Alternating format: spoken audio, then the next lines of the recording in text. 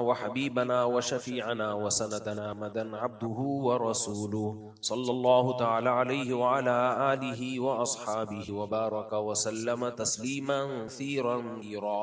अम्मा बादु फ़अऊज़ु बिल्लाहि मिनश शैतानिर रजीम बिस्मिल्लाहिर रहमानिर रहीम व मन यतवक्कल अलल्लाहि फहुव हस्बुह इन्नल्लाह बालिगु अम्री क़द जअलल्लाहु लिकुल्लि शैइन क़दरा। वक़ाल नबी सल्लल्लाहु अलैहि वसल्लम अल-कय्यिसु मन दान नफ्सहु व अमिल लिमा बअदल मौत। कुरान मजीद की एक आयत नबी सल्लल्लाहु अलैहि वसल्लम की पढ़ी है। अल्लाह ताला से दुआ है अल्लाह ताला सही तरह से बाकी सुनने की, समझने की और फिर अमल की अल्लाह तौफीक। अल्लाह ताला का हम सब पर बहुत बड़ा एहसान है कि अल्लाह ने हमें दीन इस्लाम से वाबस्ता की। इस्लाम की सबसे बड़ी खूबी ये है कि किसी मामले में अल्लाह ने हमें लावारिस नहीं छोड़ा। हर मामले में अल्लाह ने हमें रहनुमाई दी, गाइडेंस है इस्लाम के पास, हिदायत है। हमें किसी और से हिदायत लेने की जरूरत नहीं है। लेकिन मसला हमारे साथ ये है कि हमारे पास बेहतरीन हिदायत मौजूद है, हम उसको फॉलो नहीं कर रहे, उस पे नहीं चल रहे, हम दाएं बाएं से चीजों को ले रहे होते हैं। और अगर हम इस्लाम से हिदायत लेते भी हैं, नबी सल्लल्लाहु अलैहि वसल्लम से हिदायत लेते भी हैं, तो चंद चीजों की हिदायत ले रहे होते हैं, चंद चीजों में रहनुमाई ले रहे होते हैं, जबकि उसमें सब कुछ मौजूद है। हजरत मौलाना शरफ अली थानवी रहमहुल्लाह ताला बहुत ज्यादा ये बात का तज़किरा किया करते थे, उनके मवाइज़ में भी है, उनकी किताबों में भी है कि मुसलमानों ने चंद चीजों को अपना दीन बना लिया है, बस बाकी चीजों में हिलने के लिए भी तैयार नहीं। तो हर चीज में अल्लाह ने हमें हिदायत दी है। अल्लाह ताला ने जैसे हमें नमाज का हुक्म दिया, रोजे का हुक्म दिया, ज़कात का हुक्म दिया, हज का हुक्म दिया, इन चीजों को तो लोग इस्लाम मानते हैं कि भाई इस्लाम ने ये हमें अहकाम दी। लेकिन जो बातिनी बीमारियां हैं, अखलाकियात हैं, लोगों के साथ लेन देन है, मुआमलात है, उनको हम सब ने इस्लाम की फहरिस्त से निकाल दी कि काउट। बिल्कुल आपने एक लफ्ज सुना होगा लालच, ये भी सुना होगा लालच बुरी बला है, सुना है कि नहीं सुना? लेकिन हम सब लालची हैं। लालच की दो किस्में होती हैं, एक तो बिल्कुल हराम नाजायज, आप चोरी करते हैं किसी का माल, डाका डालते हैं, ये भी लालच है और ये बिल्कुल हराम है। लेकिन एक लालच वो, अच्छा इस वाली लालच को तो सब बुरा समझते हैं, कोई चोर हो पकड़ा जाए, कोई अच्छी नजर से उसको नहीं देखा जाता।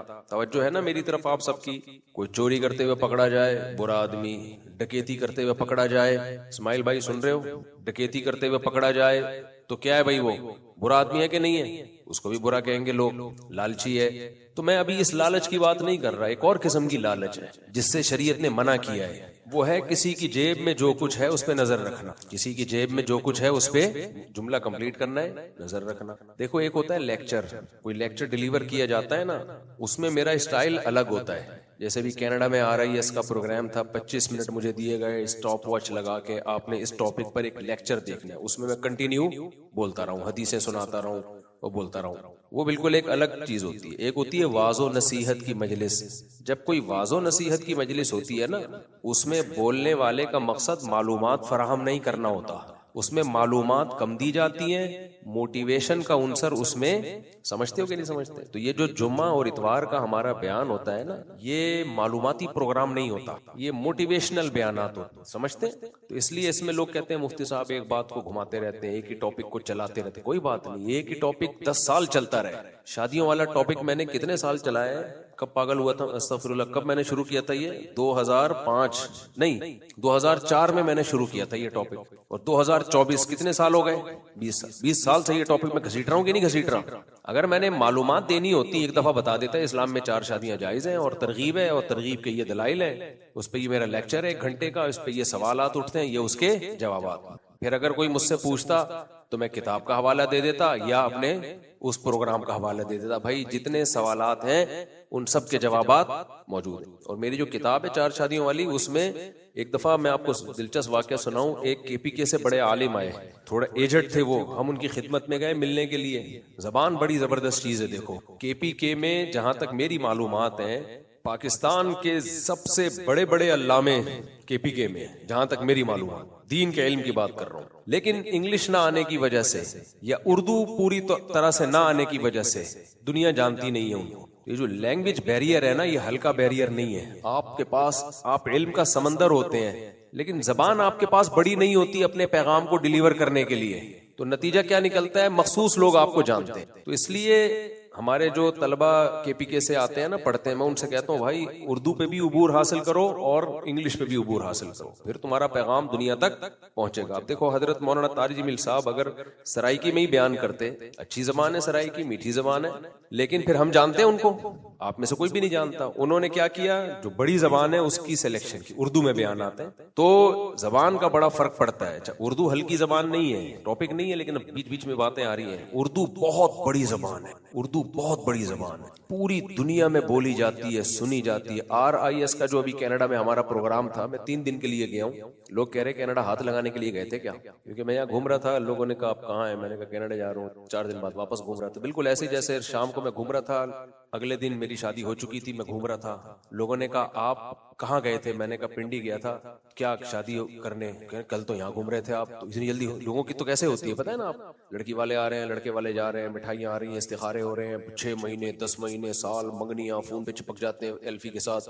उसके बाद जाके 50% तो मंगनियाँ टूट जाती हैं। फिर जाके हमारी ऐसे हुई कि हमने प्रोग्राम बनाया, गए, खैर तो ऐसे ही हमारे सफर भी हो जाते हैं वाज़ दफा। तो RIS का जो प्रोग्राम होता है, ये कनाडा में बहुत बड़ा प्रोग्राम होता है। इसमें उर्दू इंग्लिश में बयानात होते हैं और उर्दू में सिर्फ मेरा बयान हुआ, तीसरी जबान नहीं है वहां। वजह उसकी ये है कि जितना बड़ा मजमा उर्दू इंग्लिश बोलने वालों का है, उसमें लेबनान के लोग भी हैं और मोरक्को वगैरह के और मुख्तलिफ मुल्कों के, इतना ही बड़ा मजमा उर्दू स्पीकिंग का भी है। तो आप अंदाजा लगा लो, गोरों का मुल्क है, लेकिन क्राउड इकट्ठा करने के लिए आपके पास 2 ही जबानें हैं, या तो इंग्लिश या उर्दू। तो पूरी दुनिया में ऐसे है, सिर्फ यहाँ नहीं है। लेकिन जुल्म उर्दू के साथ जो हुक्मरानों ने जुल्म किया, इतनी अच्छा हिंदी भी उर्दू ही है, बार बार मैं ये बात बताता हूँ, हिंदी उर्दू से अलग कोई जबान नहीं है। ये दिमाग में बिठा लो अच्छी तरीके से, हिंदी उर्दू एक ही चीज है। उसका रस्मुल खत चेंज करने से नुकसान ये हुआ कि उर्दू में कुछ फारसी अल्फाज और अरबी और उनकी जबान में जो उनकी जो कौन सी मशहूर जबान है संस्कृत, वो अल्फाज उसमें ज्यादा आ गए। वरना जबान का पता ग्रामर से चलता है, तो सेम ग्रामर का मतलब जबान सेम है। ये बहुत बड़ी साजिश हुई है जब तकसीम हुआ है ना इंडिया पाकिस्तान, तो बिला वजह 2 जबानों को खामखा में अलग कर दिया, हालांकि एक ही जबान है वो। तो क्या बात कर रहा था मैं, हाँ, तो उर्दू का बहुत बड़ी जबान है, हल्की जबान नहीं है। ये बात का क्या, लालच पे ही चलते हैं हम जहां से। लैंग्वेज बैरियर, हाँ, तो मैं इसकी बात कर रहा था कि बड़ी जबान आपको आएगी तो आपका पैगाम, मैं अगर तुर्की बोलता, तुर्की के अलावा दुनिया में मुझे कोई भी बोलो नहीं जानता। मैं अगर जापानीज जबान बोलता तो जापान, हम जापान में थे ना, 10 दिन चिंग पंग चलाए। मेरे साथ हमारे दोस्त थे ऑस्ट्रेलिया के, वो पश्तो, उर्दू, इंग्लिश 3 जबानों के माहिर थे वो।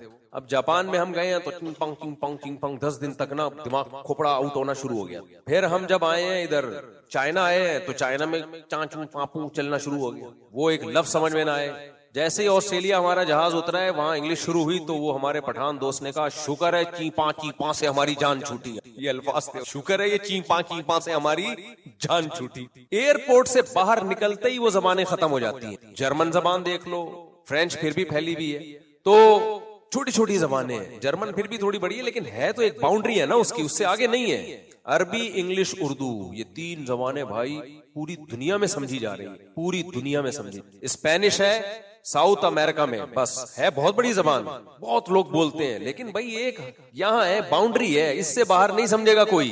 अब हम दुनिया में जिस मुल्क में जा रहे हैं भाई, ये इंडिया, ये पाकिस्तान, ये उर्दू बोल रहा है, उर्दू समझ रहा है। कौन कौन से कंट्री नहीं है जहाँ समझी नहीं जा रही। इसका मतलब जुल्म किसने किया है जबान के साथ? हम लोगों ने की। इतनी बड़ी जबान अगर गैर मुस्लिमों को मिलती, इन कौमों को मिलती, ये तो पागल हो जाए। और फिर कितनी खूबसूरत जबान है, कितनी शाइस्ता जबान है। ये अदब आपको इंग्लिश में नहीं मिलेगा, जो शायरी उर्दू में है, जो अदब है उर्दू में। अदब समझते हैं, अदब से वो तमीज वाला अदब मुराद नहीं, जो उर्दू अदब है वो मुराद है। तो अदब वो होता है आदाब, ये अलग चीज। आप कोई शेर तो जरा इंग्लिश में पढ़ो, और इंग्लिश में आपने सुने मुशायरे होते हैं बहुत थोड़े, उर्दू का तो मुशायरों का एक पूरा सेटअप है।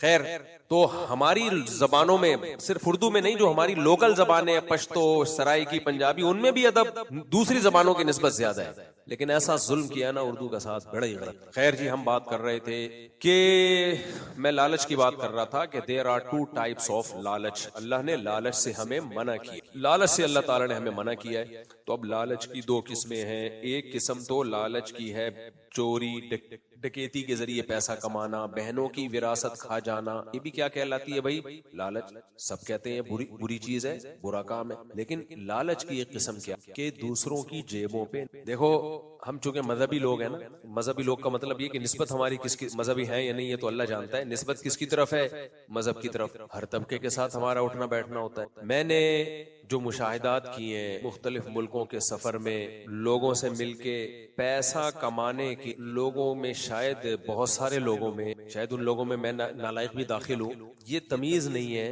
कि पैसा कमाने का गैर अखलाकी तरीका क्या है और अखलाकी तरीका नाजायज से तो फिर भी कुछ लोग बच जाते हैं, गैर अखलाकी कामों से नहीं बचते। इतने धोखे हुए हैं मेरे साथ, इतने धोखे हुए हैं कि दिल चाहता है इन्हीं धोखों पे ही बयान करता रहूं मैं। इतने मंजन बिके हैं मेरे नाम पे, जिसको समझ रहे होते हैं बहुत नेक, जूते उठा रहा है, पता चला वही हमारे नाम का मंजन बेच रहा है, पैसे कमा रहा है। दाढ़ियां, टोपियां, शलवारें, आदि आदि पिंडलियों तक आदमी। यानी अगर मैं वाकयात अपने साथ धोखे के सुनाना शुरू कर दूं तो मैं 3 घंटे हो जाएंगे, वाकयात खत्म नहीं हो। और इतने दिलचस्प वाकयात है ना, इतने दिलचस्प। इन मुल्कों में सफर में मुझे कैसे कैसे 2 नंबर लोगों से वास्ता पड़ा और यहाँ कैसे 2 नंबर लोगों से वास्ता पड़ा। इतने वाकयात हैं और ऐसे दिलचस्प कि आप उन चोरों को दाद दोगे यार तुम्हारी जहानत को सलाम है। ये सारे वो तरीके इख्तियार करते हैं जो गैर अखलाकी तरीके। देखो एक मैं चंद मिसालें से बात समझाता हूँ, इंशाल्लाह फिर समझ में आएगा मैं क्या है ना क्या चाहता। ये वाकया मैंने पहले भी बताया। हम अपने एक दोस्त के साथ गए सोहराब गोट में, नहीं बकरीद के मौके पे जानवर बिक रहे। सिंधी लोग आपको पता है सैयदों का बड़ा एहतराम करते हैं, ऐसा है ना, बहुत ज्यादा एहतराम करते हैं। अच्छी बात है, उनकी अलामत है। वही नबी सल्लल्लाहु अलैहि वसल्लम के नसब से जिसका ताल्लुक हो तो उसको थोड़ी रिस्पेक्ट देना। हमारे साथ हमारे एक दोस्त थे, वो सैयद थे। अब क्या हुआ है कि देखा कि भाई है वो खास कीमत लगाई बच। इन्होंने कहा कि मैं सैयद। इन्होंने क्या कहा, उसने पहले का शनाख्ती कार्ड दिखाया सैयद। मैंने कहा आपने बहुत गैर अखलाक, बिल्कुल मुनासिब नबी सल्लल्लाहु अलैहि वसल्लम के नसब को इस्तेमाल करना बछड़े की कीमत कम कराने के लिए। हराम नाजायज का तो कोई फतवा नहीं देगा, लेकिन हराम नाजायज से कम भी नहीं है। ये गैर अखलाकी हरकत, ये लालच है। आप क्यों पैगंबर सल्लल्लाहु अलैहि वसल्लम की तरफ ऐसे मौके पे निस्बत को क्यों इस्तेमाल कर रहे हो? कोई आप पे जुल्म कर रहा हो, कोई मार पीट रहा हो तो आप ये लफ्ज कह सकते हो, लेकिन ये मौका नहीं है। हमारे शेख हजरत मुफ्ती रशीद अहमद साहब रहमहुल्लाह ताला की पीआरबी थी, जाहिर है बड़े आलिम थे और दारुल उलूम कुरंगी में कई साल सहीह बुखारी पढ़ाई। हजरत मुफ्ती मोहम्मद शफी साहब जो मुफ्ती आजम थे पाकिस्तान के। अच्छा, पाकिस्तान में जो सच्ची मुच्ची का मुफ्ती आजम होता है उसके नाम के साथ मुफ्ती आजम लगा हुआ नहीं होता, बाकी हर आदमी पत्थर उठाओ मुफ्ती आजम। हजरत मुफ्ती रफी उस्मानी साहब जो हजरत मुफ्ती तकी उस्मानी साहब के बड़े भाई थे, वो तो सर्टिफाइड मुफ्ती आजम थे, गवर्नमेंट की तरफ से उनको बनाया गया था और उनके इल्म की बेस पे वो इतने मुतवाजे थे कि वो अक्सर मुफ्ती आजम उनके नाम के साथ लगा नहीं होता था। सऊदी अरब से कोई सफीर आए कि मैंने मुफ्ती आजम से मिलना है, वो नहीं मिले, बाकी सारे मिल लिए उनसे। सऊदी अरब से कोई सफीर आया था, कई साल पुरानी बात है, कि मुफ्ती आजम जो है ना पाकिस्तान के, उनसे मिलना है, वो तवाज़ो में नहीं मिले। बाकी सारे छोटे मोटे मुफ्तड़ियां छोटी छोटी जो है ना, सबके नाम के साथ मुफ्ती आजम लगा हुआ है। आता वाता उनको कुछ भी नहीं है, वो सब मिल लिए। तो और वो इतना बौखला गया कि ये कौन से वाले इसमें है भाई, सच्ची मुच्ची देवबंदियों का अलग, बरेलवियों के अलग, अहले हदीसों के अलग। जो सर्टिफाइड थे ज़ियाउल-हक के दौर में जिनको बनाया गया था वो थे मुफ्ती रफी उस्मानी साहब। तो खैर अल्लाह उनकी मगफिरत फरमाए। तो जो सच्ची मुच्ची के होते हैं ना, वो ज्यादा शोबाजियां नहीं कर रहे होते, ज्यादा शोबाजियां वही करते हैं जो झूठी मूठी के होते। देखो जो हकीकत में खूबसूरत होता है उसको ब्यूटी पार्लर की जरूरत बोलो, ज्यादा डेंटिंग पेंटिंग की उन्हीं की होती है जो थोड़ा सा रिपेयरिंग का उनमें काम होता है। तो अब क्या था भाई, हमारे हजरत मुफ्ती रशीद अहमद साहब रहमहुल्लाह ताला की भी बड़ी पीआर थी। दिन क्या हुआ, हम मदरसे के तलबा कहीं गए दुकान से कुछ खरीदने, तो किसी तालिब इल्म ने कह दिया उस दुकान वाले को, वो दुकान वाला भी हजरत मुफ्ती रशीद अहमद साहब से बैत था, उसको कह दिया कि हम मुफ्ती रशीद अहमद साहब के। दूसरे तालिब इल्म ने उनको डांटा कि यार अपने पीरो मुर्शिद का नाम ऐसी जगह यूज, बोलो किसी से बैत किया जाता है इस्लाह के लिए, चीजों की कीमतें कम कराने के लिए बैत नहीं किया जाता। अब देखो गैरत ऐसी चीज है जो महसूस होती है, गैरत होगी ना तो ये चीजें समझ में आएंगी, गैरत नहीं होगी तो समझ में ही नहीं आएंगी। आप कहेंगे यार मुफ्ती साहब किस किस्म की बातें कर रहे हैं, अगर अपने पीर और मुर्शिद का नाम लेके चीज कम करा दी रिलेशन शो करके, तो क्या हो गया इसमें? गलत हो गया, ये गलत हो गया। मजहब कार्ड इस्तेमाल करना ये भी बहुत बड़ा मसला है। बाज लोग मजहब कार्ड इस्तेमाल करते हैं, उसकी भी आपको मिसाल दो। हमारे एक दोस्त, अच्छा ये इतने पुराने वाकयात हैं, उसको पता नहीं चलेगा कि बात किसकी हो रही है, बात किसकी हो रही है। होटल पे गए, उनको कोई खाना वाना पसंद नहीं आया, तो होटल वाले ने थोड़ा सा, इन्होंने होटल वाले को डांट दिया, बदतमीजी की। नहीं करनी चाहिए भैया, आपको खाना पसंद आ गया ठीक है, नहीं आया तो जरूरी थोड़ी होटल वाला सबको खुश रखे, वो आपको नहीं आया आइंदा नहीं खाओ यहाँ से। अब उसने, जब इन्होंने होटल वाले को सुनाना शुरू की, तो उसने ये कह दिया कि यार आपकी दाढ़ी है और आप इस तरह मेरे साथ बात, तो फौरन इन्होंने कहा दाढ़ी पे क्यों? समझ में आ रही है? दाढ़ी का मजाक क्यों? दाढ़ी पे क्यों आ गए? भाई वो दाढ़ी पे, दाढ़ी का मजाक उड़ाना या दाढ़ी की तौहीन मकसद नहीं है। आपको वास्ता देना है कि आप माशाल्लाह एक मुतशर्रे आदमी हो, तो आपको थोड़ा अखलाक से बात करनी चाहिए, लेकिन दाढ़ी पे क्यों आ गए? दाढ़ी पे क्यों आ गए? अब ये मजहब का गलत इस्तेमाल हो रहा है कि नहीं हो रहा? ये बहुत बड़े मसले हैं आजकल, बेमौका मजहब का इस्तेमाल।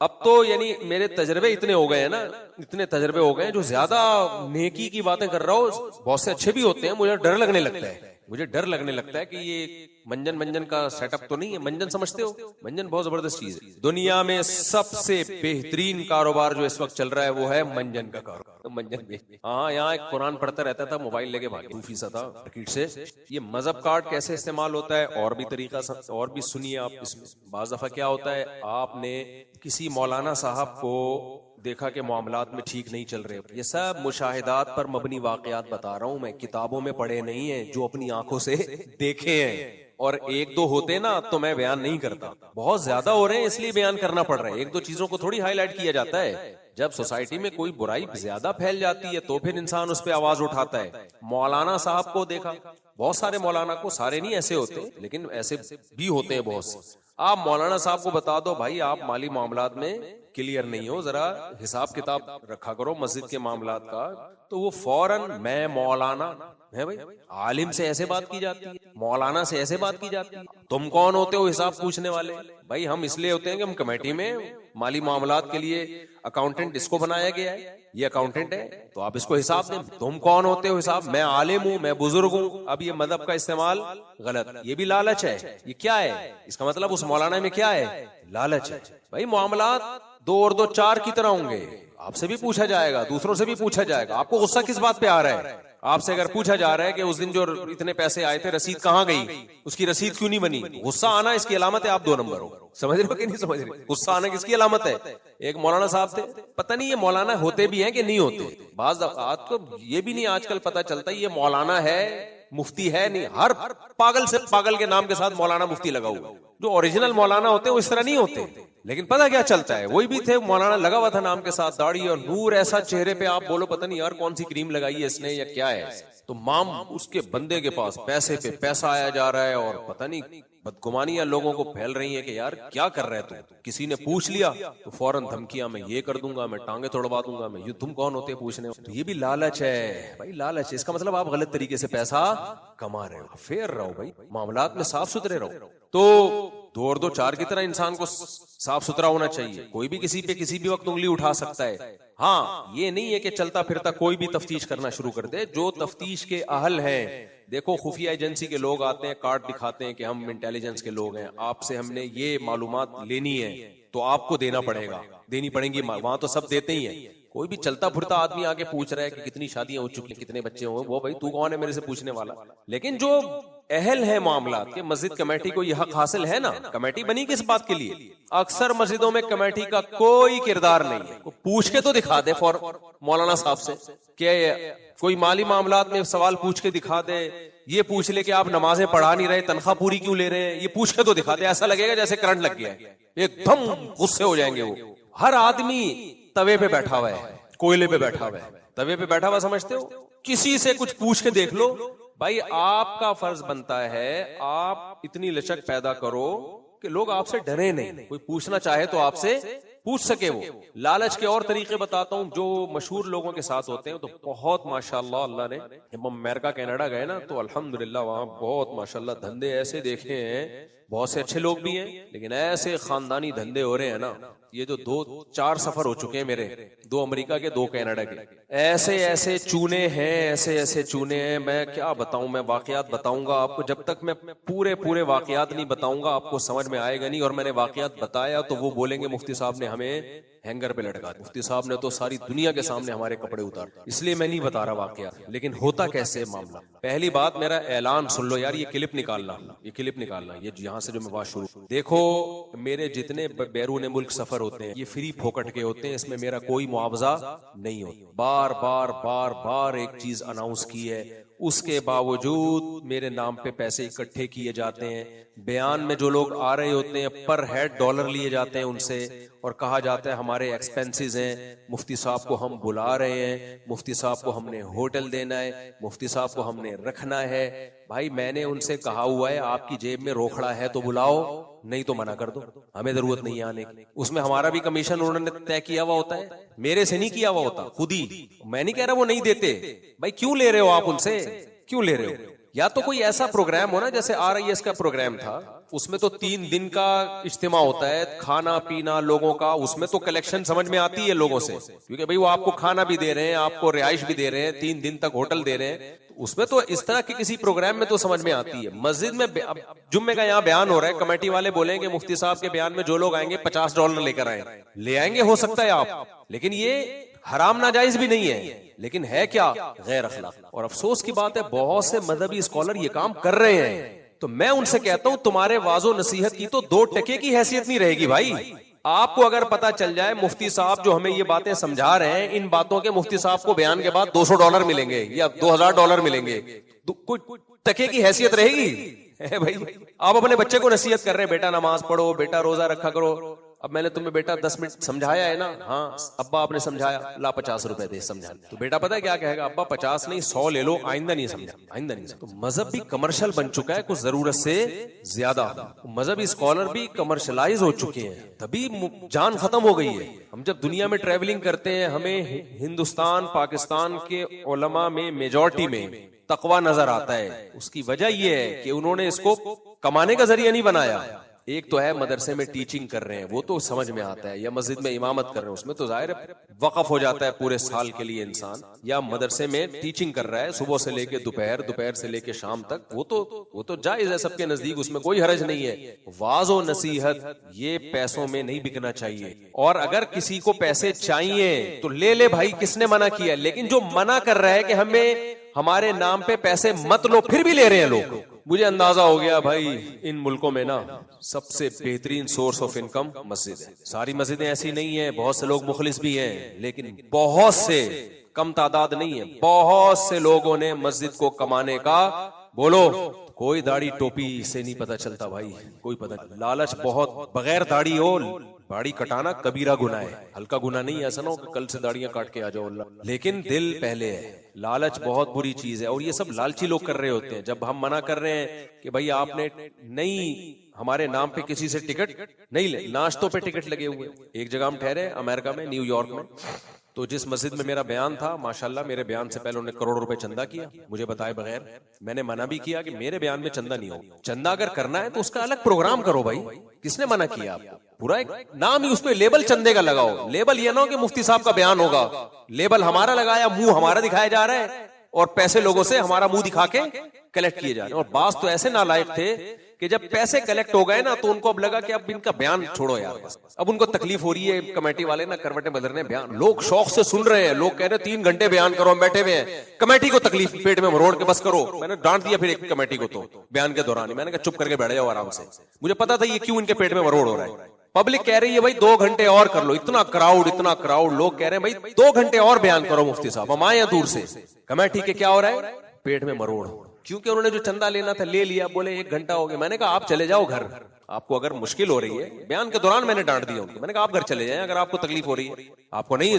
लोग शौक से सुन रहे हैं, लोगों के फेस भी इंसान पढ़ता है ना, बोलने वाला आदमी, उसको पता होता है शौक से सुन रहे हैं लोग। तो भाई इस फील्ड में बड़ी लालच है यार, बहुत लालच है, बहुत लालच है, बहुत लालच। इसलिए मैं इसका कायल हूं कि देखो आलिम की दो किस्में होती हैं, एक गरीब और एक मालदार। जिसका अपना बिजनेस होता है ना, कारोबार होता है, उसमें ये दो नंबरियां नहीं होती। अक्सर मैंने देखा है जो मालदार हैं, जिनका कोई बिजनेस है, वो बिजनेस के जरिए कमाते हैं। वो दाएं बाएं लेबल हमारा लगा दिया और नाम पे हमारे लोगों से पैसे इकट्ठे हो रहे हैं। वो ये हरकतें नहीं कर रहे होते, पीआर बना रहे हैं, सेल्फियां लेके फिर लोगों से चंदे मांग रहे हैं। और अगर आलिम गरीब है तो फिर उसमें बहुत ज्यादा तवक्कुल होना चाहिए, फिर वो दीन का काम कर सकता है, वरना वो दीन को बदनाम। और ऐसा तवक्कुल आजकल मार्केट में क्या चल रहा है। तो इसलिए मेरी तो ये राय बन चुकी है भाई, आलिम को ना कोई कारोबार साथ में कोई बिजनेस करना चाहिए। क्योंकि मैंने अमेरिका में, कनाडा में ऐसे लोग देखे जिनका कोई रोजगार नहीं था, तो वो फिर मौलाना बना। वो क्या बन गए? नोट छापने। इसी तरह से छाप रहे हैं। किसी मजहबी स्कॉलर को लाए, उसको बोला बयान होगा, और पीछे उसके नाम पे पैसे, और फिर आधे खा रहे हैं, कोई पूछने वाला नहीं है। अच्छा, ये जो साहब थे जिन्होंने ये धांधली की, एक नहीं है, बहुत सारे हैं माशाल्लाह। इन्होंने क्या किया, सुबह मेरा नाश्ता रखा 10 बजे अमेरिका में ना, न्यूयॉर्क में। मैंने साथियों से कहा कि हम होटल में सो रहे हैं, देखना ये सुबह जबरदस्ती नाश्ते के लिए हमें उठा के लेके जाए। रात को हमें कहा गया कि मुफ्ती साहब आपका सुबह 10 बजे क्या है, बोलो। मैंने उनसे कह दिया कि मुझे रात को नींद नहीं आएगी, मैं थका हुआ हूं, मुझे पता है कि ट्रैवलिंग की वजह से ना सफर में भी आदमी की नींद डिस्टर्ब होती है, मैं सोऊंगा फजर के बाद। नापसंदीदा है फजर के बाद सोना, लेकिन मजबूरी में तो है ना। मैंने कहा मैं फजर के बाद सोऊंगा, मैं रात को नहीं सोऊंगा, इसलिए मैं 10 बजे नहीं उठ सकता। आगे मेरे बयानात हैं, तो मैं दिमाग फ्रेश कैसे होगा मेरा। तो जिसमें इखलास होता है वो कहता है ठीक है मुफ्ती साहब, जैसे आपकी मर्जी, अगर आपको तकलीफ है तो हम आपकी तकलीफ का ख्याल करेंगे। क्या ख्याल है भाई, जिसको मोहब्बत होती है ये करता है ना। लेकिन मैंने साथियों से, तजर्बे इतने मेरे हो चुके हैं, मैंने साथियों से पहले कह दिया, मैंने कहा ये हो ही नहीं सकता कि हमारे नाश्ते ना करने की ऑफर को ठुकरा दे, ये हो ही नहीं सकता। मैंने कहा ये दिल दिल में कह रहा होगा मुफ्ती साहब तुम्हारे बाप को भी सुबह 10 बजे होटल में आना पड़ेगा, नाश्ता करना। मैंने कहा वजह क्या है, ये कमर्शियल, जिस होटल में मैं जाऊंगा उसकी पब्लिसिटी होगी, इसने पैसे लिए बेगैरत ने उससे, अभी क्या बोलूं मैं। मैंने कहा इस बेगैरत ने क्या किया है। अच्छा देखो, मैं भी अगर कमाना चाहूं ना, इन सफरों में करोड़ों रुपए कमा सकता हूं। मैं बोल सकता हूं कि ठीक है मैं सुबह नाश्ता करूंगा, जितने पैसे तू लेगा आधे मेरे है उसमें। वो फौरन खुशी खुशी देता और कहता यही बिजनेस है अब अपना। साहब आओ होटलों में नाश्ते भी करो, फ्री फोकड़ के खाने भी खाओ, बयानात भी करो, जितने पैसे लोगों से कलेक्ट होंगे। और कर, बाज लोग ये काम कर भी रहे हैं, आधे पैसे आपके आधे मेरे। मैं तो इतना करोड़पति शेड़ बन जाऊं ना कि आप सर उठाओ आपकी पगड़ी गिर जाए मुझे देखने के लिए। हमने बड़ों से सुना है गैर अखलाकी तरीका पैसा कमाने का कभी इख्तियार, ये गैर अखलाकी तरीका है यार। अपने ऊपर टिकट लगा लगा के आप लोगों से पैसे ले रहे हो यार। तो मैंने कहा देखना, ये इसका बाप भी मुझे सुबह 10 बजे होटल नाश्ते के लिए लेके जाएगा, और ये पांव में गिरेगा, कहेगा खुदा के लिए मुफ्ती साहब मुझे आपसे बहुत मोहब्बत है, आई लव यू, मैं आपके बगैर नहीं रह सकता। मैं आप अमेरिका आए हुए हो, मेरा निवाला हलक में नहीं उतरेगा आपके। मैं अपने साथी गवाए उन सबसे पूछ लें आप, ये एक नहीं वाकई दर्जनों है, दर्जनों। देखो मिसालें देनी पड़ती हैं बात समझाने के लिए कि गैर अखलाकी तरीका होता क्या है। इसलिए मैं ये मिसालें दे रहा हूं, और इसलिए भी दे रहा हूं कि मेरा जब ये बयान दुनिया में जाएगा तो लोगों को पता चल जाएगा अगर मेरे नाम पे पैसे लिए, मैं उसमें इन्वॉल्व नहीं हूं। क्योंकि और पता नहीं कहां कहां से खांचे खोले हुए होंगे लोगों ने, मैं बदनाम हुआ हूं। कुछ लोगों ने तो मेरे बारे में ये तबसरा किया, अब सब दोनों की मिली भगत है, सही है ना, नूरा कुश्ती है, इसलिए मुझे बोलना पड़ रहा है। मैंने कहा ये 10 बजे देखना, ये नाश्ता कराएगा, इसका बाप भी कराएगा ना। तो मैंने कहा मैं इस होटल में रात ठहरता ही। मैंने कहा सुबह आएगा, तुम सबको उठाएगा, ठुड्डे मार मार के मुफ्ती साहब को निकालो कहां है, और पुलिस लेके आएगा ये, क्योंकि इस बेगैरत ने पैसे लिए होंगे। मैंने देखा नहीं है, लेकिन मुझे तजर्बा इतना हो गया ना भाई, सारे बुरे नहीं है। ऐसा ना हो किसी होटल पे नाश्ता किया हो तो होटल वाला कह रहा हो कि मुफ्ती साहब हमें भी बदनाम कर रहे हैं। अच्छे लोग भी हैं जिनका कोई मफाद नहीं है, वो सिर्फ मोहब्बत में ही कर रहे होते हैं, लेकिन अच्छों में बहुत सारे बुरे भी हैं। तो हुआ ये कि जी हमने सुबह, मैं रात को किसी दोस्त के घर, दोस्त हर जगह हमारे, उनके घर चला गया। हमारे कोई रिलेटिव भी थे दूर के, वो उनके घर चला, वहां जाके हम सोए। अच्छा वो उन्होंने सुलाया कहाँ, अल्लाह उनके बेचारों की मगफिरत कर, मुझे सेपरेट रूम दिया। पीछे ट्रेन का ट्रैक था, उस बेचारे को पता नहीं चला, उसके ख्याल नहीं रहा। और ट्रेन का ट्रैक था, जब साउंड प्रूफ कमरा था, लेकिन जब ट्रेन गुजरती ना साउंड तो नहीं आता, वाइब्रेशन पूरी होती थी, पूरी जमीन यूं यूं करके ऐसे हिलती थी। ट्रेन गुजर रही है भाई, हिलती थी जमीन, हमारी तो नींद गायब। सुबह उन्होंने पूछा मुफ्ती साहब आराम किया? मैंने कहा मैं तो वाइब्रेशन पे मुझे लगा के चले गए आप पूरी रात के लिए, आपने मुझे वाइब्रेशन पे लगा दिया। कह रहे हैं आपको कैसे? मैंने कहा जब जमीन यूं यूं हर थोड़ी देर, मैं समझता था कि मैं कोई फोन आया मेरे अंदर और मैं वाइब्रेट कर रहा हूं, तो पीछे ट्रेन गुजर रही थी, वहां से हिल रहे हैं। सुबह हमें नाश्ते में 2 लाहौरी मिल गए, वो उनसे गपशप लगाई हमने, बड़ा अच्छा टाइम गुजरा। फिर हमारा फ्री स्टाइल में जब आदमी मिलता है ना तो फिर टाइम अच्छा गुजरा। खैर तो हुआ ये है कि वो साहब 10 बजे पहुंच, लड़कों का फोन आया, वो आए हुए हैं, और तलाश कर रहे हैं भूखे फलाने की तरह, सूंघ रहे हैं हर कंबल में जा जाके मुफ्ती साहब कहाँ हैं, सूंघ रहे हैं। मैंने कहा इसको बोलो मुफ्ती साहब मार्केट से शाट। फोन मुझे भी घुमा रहा है, इतनी मोहब्बत नहीं होती मेरे भाई, इतनी तो अपने बाप से नहीं होती। मैंने कहा ये क्या लगता है जो इतना इतना पागल हुआ है मेरे ऊपर। कह रहे वो कह रहे नहीं मुफ्ती साहब के बगैर नाश्ता नहीं करना। मैंने कहा इसको लोग पकड़ेंगे जिनसे इसने कमबख्त ने डॉलर लिए हुए हैं, तो होटल वाले से भी इसकी कमिटमेंट हुई हुई है, उसने बना लिया होगा बहुत कुछ। हम नहीं गए और फिर हमने वहां बयान ही कैंसिल कर दिया। उसकी मस्जिद में दोबारा बयान था। मैंने कहा वो जो टिकट थे वो भी, लेकिन 12 लोगों से तो ले लिया उसने पैसा, वापस कौन करता है भाई। तो ये एक वाकया होता तो मैं रोना रोता, एक वाकया होता ना तो मैं सुनाता नहीं। मैं कहता होते हैं यार 2-4 लोग हर जगह बुरे होते हैं, भरे हुए हैं भाई होलसेल के हिसाब से। तो मुझे बताओ गैर मुस्लिम अंग्रेज इस्लाम की तरफ आएगा जब वो इन मस्जिदों में आके देखेगा इन लोगों की हरकतें हैं कि बस जेबों पे ही नजर है। यार आपसे मस्जिद नहीं चल रही, आप चंदा करो। चंदे से किसने मना किया है? मुझे आप बता दो कि मुफ्ती साहब हम बुला रहे हैं आपको, बयान के बाद चंदा भी होगा, मैंने आना होगा आ जाऊंगा, नहीं आना होगा तो मना कर दूंगा। जब चंदे की बात होती है तो मैं फिर तफ्तीश करवाता हूँ कि रिलायबल लोग हैं या नहीं है। तो मुझे लगेगा कि भाई हाँ रिलायबल लोग हैं तो भाई तू कर ले चंदा, चाहे मस्जिद में चंदा आए तो हमारा क्या जा रहा है, मस्जिदें आबाद हो, फ्री पॉकेट में थोड़ी चलती हैं, पैसों से चलती है ना। तो लेकिन गैर अखलाकी तरीका, लेबल कुछ और लगाया जा रहा हो और काम पीछे से कुछ और हो रहा हो, ये गैर अखलाकी तरीका है, ये बुरा तरीका है, ये लालच है जिससे इस्लाम ने रोका है। इस्तिगना किसे कहते हैं? अपने आप को जलील की, लोगों की नजरों में जलील होने से बचाना। कोई ऐसा काम न करना कि लोग आपको मोहताज, फकीर, भिखारी समझना शुरू कर दें। और बड़े वाकयात हैं भाई। एक और जगह हम गए, होटल पे खाना खाया, बड़ा मजा आया। उसके बाद एक मैसेज घूमता हुआ आया हमारे पास, लाहौर पहुंचा, मौलाना शाहिद साहब नहीं है, मौलाना तारिक जमील साहब के बड़े शागिर्द, उनके पास एक मैसेज पहुंचा लाहौर, पता नहीं घूमता घामता वहां तक पहुंचा, फिर वहां से मेरे पास आया। मैसेज में था यार मुफ्ती साहब से क्या हो गया भाई? कह रहे मुफ्ती साहब ने गेट टुगेदर के नाम से मुलाकात रख, मुझे दरवाजे पे रोक लिया गया और कहा गया $50 आप दें, और उनके $50 नहीं। वाह भाई, ये हो रहा है मार्केट में। और ये सारे कौन लोग कर रहे हैं? बगैर दाढ़ियों वाले भी हैं, ये नहीं कि बगैर दाढ़ियों वाले नहीं कर रहे, तो कर सारे ही रहे हैं। लेकिन चूंकि दाढ़ियों वालों पे अफसोस ज्यादा होता है कि यार तुम्हारे ऊपर, तुम्हारी तो निस्बत मजहब की तरफ है, तो इसलिए मेरी अनाउंसमेंट खूब अच्छी तरह सुन लें। दोबारा कह रहा हूं, अगर मेरे नाम पे किसी ने 1 रुपया भी किसी से इन मुल्कों में लिया है बयान सुनने के लिए, आने के लिए कि भाई मुफ्ती साहब का बयान है इतने पैसे दें, या मुफ्ती साहब को हदिया हमने देना है तो इतने पैसे दें, तो आप उससे पैसे वापस ले लें। ठीक है, मेरी तरफ से क्या ये खुली जात, उसने झूठ बोला है आपसे, 100% झूठ बोला है, चाहे मुझसे कितना ही क्लोज क्यों ना हो। होता यह कि लोग दिखा रहे होते हैं मुफ्ती साहब उसके साथ झपियां पा रहे हैं और इतना उसके साथ जो है ना मोहब्बत का इजहार करें। भाई जितना भी महबूब हो, अगर ये काम किसी ने किया है 100% क्या किया है? धोखा दिया है आपको। एक और तरीके से धोखा हो, पहले मैं उस धोखे को समझाने के लिए एक मिसाल देता हूं। ये भी बहुत हो रहा है इन मुल्कों में।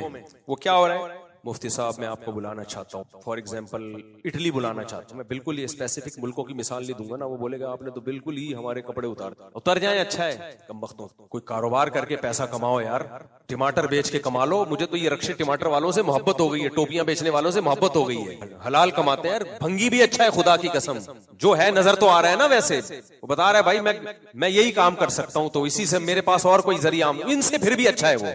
आपको किसी जैसे इटली में दावत आई नहीं है, लेकिन एक मिसाल दे रहा हूं। मुफ्ती साहब मैं आपको इटली बुलाना चाहता हूं, आपके बयानात भी रखूंगा और आपकी दावत भी दूंगा और बयानात भी। मैंने कहा आप मुझे कैसे जानते हो? आपके तो मैं रोजाना बयान। ठीक है, हम ये समझ रहे हैं बेगैरत अपनी जेब से बुला रहे हैं, यही समझेगा ना आदमी।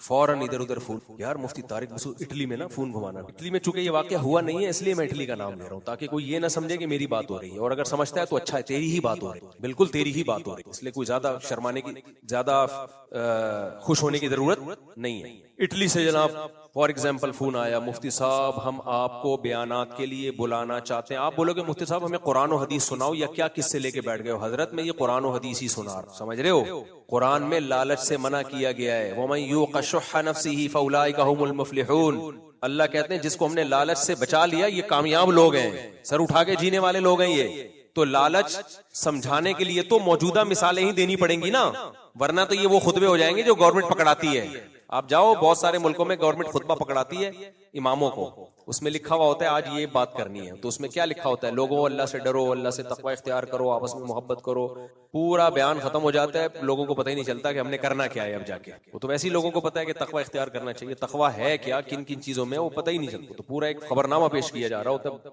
बाज दफा। इटली से जी फोन आया, मुफ्ती साहब हम आपको बयान के लिए बुला रहे हैं। मैंने कहा आप कौन हो? मैं ये हूँ, मैं फलाना हूँ, मैं हजरत मौलाना तारिक मिल साहब के साथ हूँ, मैं हजरत मौलाना फला के साथ हूँ, वगैरह वगैरह। अपनी सेल्फी भी भेज दी, हम खुश हो गए, हमने कहा जिंदाबाद भाई, ठीक है बयानात करने आपने, अच्छा भाई हम देखते हैं अपने मदरसे का सेटअप। अब तो मुझे सफरों से खुशी वैसे ही नहीं, थकी जाता हूँ मैं तो, लेकिन चलो यार दीन की खिदमत का मौका मिल रहा है और इटली देख भी लेंगे, तारीखी मुल्क है। अब उसने क्या किया, अब क्या करते हैं ये लोग, फिर इधर उधर फोन, अपना कमबख्तों का 5 रुपए भी खर्च सिर्फ वो फोन कॉल का जो हुआ है ना, वो भी किसी से ले रहे होते हैं, फिर ये लोग फोन घुमाते हैं। यार मुफ्ती तारिक मसूद साहब का नाम सुना ही सुना है बहुत, उनका हमने प्रोग्राम रखा है, इटली बुला रहा हूं मैं, तो उनका रिटर्न टिकट वो भी चाहिए होगा, और उनके 2-4 दोस्त भी। मैं जब जाता हूँ अकेला जाता हूँ, फुलतरू की तरह चिपकाता नहीं हूँ अपने साथ लोग, और अगर मेरे साथ कोई फुलतरू चिपकता है बोलता हूँ अब तेरा बाप भी अपना टिकट खुद देगा। ये फ्री फोकट की आदत अपने लोगों में डालनी नहीं है, बहुत बुरा लगता है मुझे ये, तुम्हारे पास पैसा है और तुम बोल रहे हो वो हमें स्पॉन्सर, तू क्यों स्पॉन्सर करे वो तुम्हें। आप देखो मेरे सारे सफर अकेले होते हैं, और अगर मेरे साथ कोई दोस्त गया, वो कमबख्त अपने पैसे उसको बोला होता है मैंने, देगा तेरा बाप भी देगा, तो दे रहा होता है पैसे, फ्री फोकट का है ही नहीं हिसाब किताब। आदत थोड़ी खराब करनी है, भिखारी दीन सिखाता है, खर्च करना सिखाता है। हम दीन पे आके ना, 2 चीजें आजकल दीनदारों में बहुत खराब हो रही है, फोड़ते बहुत है, खाते उसको नाम खाओ, सारी दुनिया खा रही, बगैर दीन वाले भी ज्यादा बहुत खाते हैं, लेकिन जो बेदीन आदमी खाएगा उस पर मजहब का लेबल नहीं लगाएगा, वो कहेगा मेरी आदत है, पेटू हूं मैं खाता हूं। मजहबी आदमी कमबख्त खाएगा तो मुख्तलिफ लेबल लगा के खाएगा, वो ये वाला खाना भी सुन्नत है, ये खाना भी सुन्नत है, खाने के बाद गाजर का हलवा भी मीठा चूके सुन्नत है, ये भी सुन्नत है। और भाई साहब खाना सुन्नत है ही नहीं, भूखा रहना सुन्नत है। 40-40 दिन फाके हुए हैं नबी के घर में, और ये भी सुन्नत, वो भी सुन्नत, ये वाला नाश्ता सुन्नत, ये शहद को यूं दूध में मिला के पीना सुन्नत। एक तो ये तिब्बे नबवी के नाम पे जो मंजन बिक रहा है ना, अल्लाह की पनाह है यार, तिब्बे नबवी कोई चीज ही नहीं है मेरे भाई। फिजिक्स से नबवी सुना कभी आपने? है केमिस्ट्री या नबवी सुना आपने कभी? तो तिब भी तो मेडिकल साइंस है ना, तो मेडिकल साइंस से नबवी क्या हो गया? अबे मैं समझा पा रहा हूं अपनी बात। पैगंबर सल्लल्लाहु अलैहि वसल्लम का शोबा तिब और मेडिकल साइंस है ही नहीं। पैगंबर सल्लल्लाहु अलैहि वसल्लम का शोबा अखलाकियात है, इंसान को इंसान बनाना, मकसद हयात बताना।